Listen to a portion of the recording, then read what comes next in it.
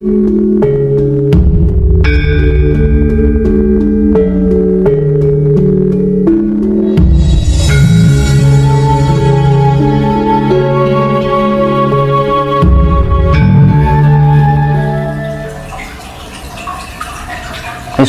ini diberi kewenangan untuk memimpin namanya dunia, karena dari segi pengetahuannya itu lebih kompleks, dari kondisi keadaan alamnya lebih kompleks, ya, kekayaan alamnya. Bahkan Nusantara itu ibaratnya itu pusare bumi, udel lah yang Jawa. Nah, jadi kita ini besok itu peradaban dunia itu sudah tidak mencerminkan yang namanya bangsa ini, bangsa itu, negara ini, negara itu, kerajaan ini, kerajaan itu, sudah enggak lagi. Karena zaman besok itu bukan lagi zaman perang. Jangan kita menerapkan peradaban dunia ini diibaratkan seperti zaman perang dahulu. Merdeka, merdeka. Loh, semua itu ciptaan Tuhan gitu loh, bukan zaman perang lagi. Itulah hakikat peradaban dunia.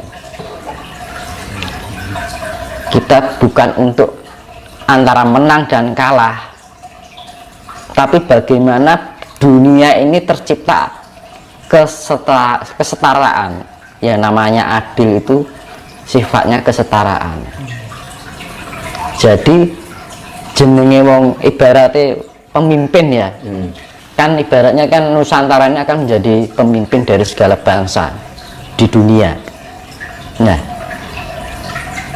modelnya jadi wong pemimpin itu apa? Satu, pengayom. Betul. Ya kan, memberikan suatu keadilan, ya kan? Memberikan contoh yang baik, tidak merasa kuasa, ya kan? Memberikan contoh, memberikan tuntunan yang baik, bukan untuk menindas, bukan merasa hebat, tidak merasa diri hebat, ya kan? Justru kita diberikan kepercayaan itu, yang perlu kita lakukan bahwa kita justru mempunyai tanggung jawab yang sangat besar. Apakah salah satu upaya atau syarat atau langkah-langkah agar Nusantara ini terwujud menjadi menuju keluar dunia itu termasuk bangkitnya ajaran Budi, Mas? Nah itu jadi yang saya tadi bilang, apa tadi, budi pekerti ya. Pengetahuan orang Jawa itu lebih kompleks, lebih fleksibel, dan sifatnya universal. Itu orang Jawa itu pengetahuannya lebih, saya gini, orang Jawa mengajarkan tentang tata krama, ya kan, dari segi bahasa aja, bahasa krama halus, krama inggih, basa Jawa Kawi, macam-macam. Itu dari segi bahasa.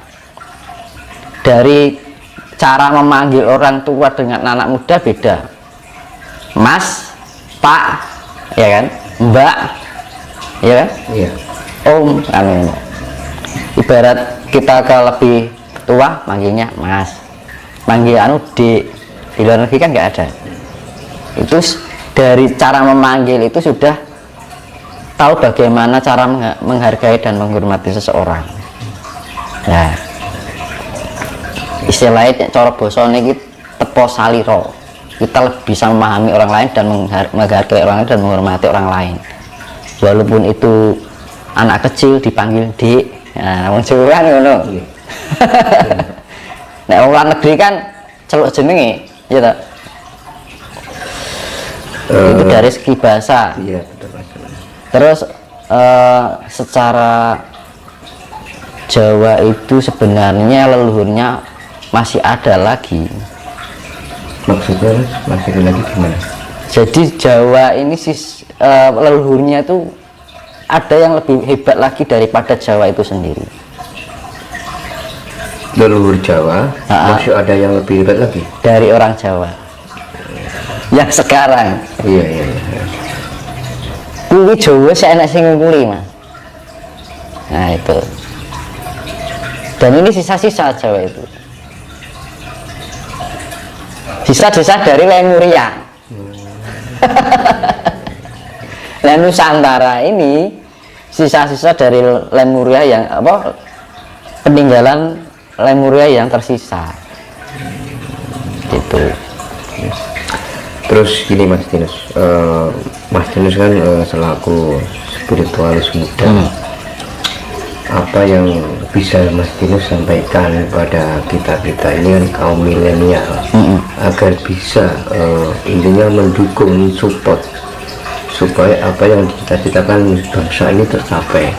Misalkan satu contoh, Indonesia menjadi mercusuar dunia, terus bagaimana ajaran mempersiapkan Jawa itu bagaimana Mas Dinus, apa pesan Mas Dinus buat kaum milenial sekarang ini? Jadi kita belajar dari leluhur kita juga ya. Leluhur itu juga penting, dari adat istiadatnya, budaya, dan digabungkan dengan pengetahuan-pengetahuan yang sekarang yang sifatnya ilmiah. Syukur-syukur bisa mempelajari tentang sains gitu. Jadi dasar utama kita latih meditasi dulu, ya kan, itu dasar awal ya. Sering-sering melek bengi, mandi malam, meditasi, itu nanti terarah dengan sendirinya dulu. Nah makanya itu apa fungsinya meditasi, agar kita terbangunkan potensial energi di dalam diri kita meningkat, akhirnya kita bisa juga meningkatkan tingkat kesadaran diri kita sendiri. Nah kalau kita sudah ada peningkatan tingkat kesadaran diri, kita tidak mudah terbelenggu oleh ilusi, karena ilusi itu kita bisa mengetahui ilusi ketika kita mempunyai tingkat kesadaran cipta. Kesadaran juga kecerdasan, yang saya bilang dulu adalah IQ ya. Terus kesadaran rasa juga kecerdasan rasa, yaitu SQ. Nah, akhirnya kesadaran EQ emosional dan kecerdasan emosional. Jadi antara kesadaran dan kecerdasan, kalau orang sudah bisa memakai tentang kesadaran dan kecerdasan EQ, SQ, dan IQ, orang tidak akan mudah dibodohi. Ya, sifatnya dibodohi ini. Kamu diberi misalkan diberi pengetahuan ini, nanti kamu akan naik surga. Nanti kalau kamu melakukan ini, kamu akan masuk neraka. Nah itu loh. Oh Gusti Allah ya ratau kayak ancaman kayak gitu kan. Kenapa manusia harus memberikan penghakiman gitu loh? Manusia tidak berhak untuk menghakimi sesamanya. Menjat itu namanya, ya kan? Dan orang Jawa pun tidak pernah menjat kayak gitu. Ajaran Jawa, ajaran Nusantara, nggak pernah. Kamu nanti kalau melakukan ini, nek wong Jawa ngalani ora ilok. Nah itu kan. Perkara itu dosa, itu surga neraka itu bukan urusan manusia. Karena dalam etika Jawa ya, seperti saya bilang, dalam etika Jawa itu tidak mengenal benar atau salah. Tapi orang yang tidak orang yang masih perilakunya masih merugikan orang lain dianggap orang yang belum mengerti, belum paham gitu kan. Kadang-kadang kita masih melakukan salah. Nah makanya gunanya kita melakukan salah itu, kita ketika kita mempunyai tingkat kecerdasan dan kesadaran itu, kita mempelajari kesalahan itu agar kesalahan itu menjadi suatu penjembatan untuk menuju pada sebuah kebenaran. Dan makanya kalau ada orang salah ya jangan disalahkan. Bisa jadi itu adalah suatu perjalanan untuk menjembatani menuju suatu kebenaran. Makanya kan gitu. Sama saja, makanya kita hidup di dalam penuh dengan ilusi. Kita berangkat dari ilusi juga. Kita beri angan-angan, impian, harapan, cita-cita, keinginan, ya kan? Terus kesenangan, kesedihan. Tapi setelah kita nggak ada di dunia, hilang semuanya. Enak-enak di dunia. Nah itu namanya ilusi. Ini Mas, terkait dengan bangkitnya ajaran Jawa, ajaran Budi. Kalau menurut Mas Tino sendiri, perlukah untuk Indonesia ini mendirikan sebuah lembaga pendidikan yang berbasiskan Jawa? Nah itu seharusnya dari dulu. Kenapa enggak dipikirkan gitu?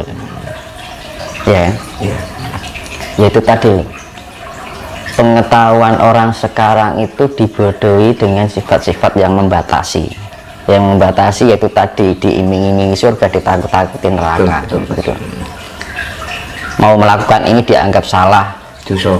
Iya kan, dosa, dianggap keliru, masuk neraka. Gitu. Terus sekarang gini, seibaratnya ya. Seorang profesor lah misalkan, itu orang berarti orang yang punya tingkat kecerdasan yang luar biasa ya. Ketika dia menghadapi yang namanya yaitu ancaman surga, apa, iming-iming surga, ancaman neraka, itu ketika menghadapi itu kecerdasannya langsung terhenti, langsung down, Mas. Langsung down. Kenapa gitu? Nah, ininya kok nggak dipakai gitu? Ya kan? Seorang profesor ketika dia bisa melakukan dengan penemuan secara ilmiah ya, bisa menemukan ini, menemukan itu, bisa membuat ini, membuat itu. Tetapi ketika menghadapi hal yang sifatnya membatasi atau membodohi itu, yang sifatnya iming-iming surga, ancaman neraka, langsung putul, langsung terpotong, langsung cerdasannya hilang. Nah itu makanya intelektual tanpa diimbangi dengan kecerdasan dan kesadaran spiritual itu akan juga bodoh. Kecerdasan spiritual dan kesadaran spiritual tanpa diimbangi kecerdasan ini juga akhirnya apa? Timbul kefanatikan. Tuh. Ya. Akhirnya gitu loh, rumoso bener, rumoso apik, rumoso suci, liyane salah. Justru orang Jawa itu tidak pernah, ajaran Jawa itu menyalahkan orang lain dan menganggap diri merasa benar. Wong Jawa itu diajari lembah manah rendah hati ya. Ya, dasarnya lembah manah, alon-alon waton kelakon, ya kan. Pelan-pelan asal tersampaikan. Sekarang apa? Ambisi yang berjalan, alon-alon remuk lentok apa-apa. Nah itu budaya dari mana?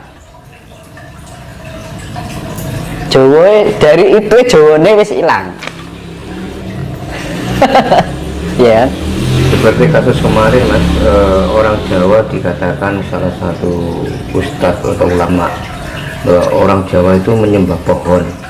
Buktinya orang Jawa nggak protes kan, nggak sampai demo kan. Nah itu kan bukti bahwa orang Jawa itu yang lembah manah, seperti yang tadi Mas sudah sampaikan ya. Iya. Ya karena orang Jawa itu nggak bawel, kadang-kadang mengerti tapi diam. Ya, orang Jawa itu lebih baik diam daripada harus kita ramai gitu loh, mengedepankan ego, ya toh. Nalar diabaikan, akhirnya apa, akal sehat nggak berjalan.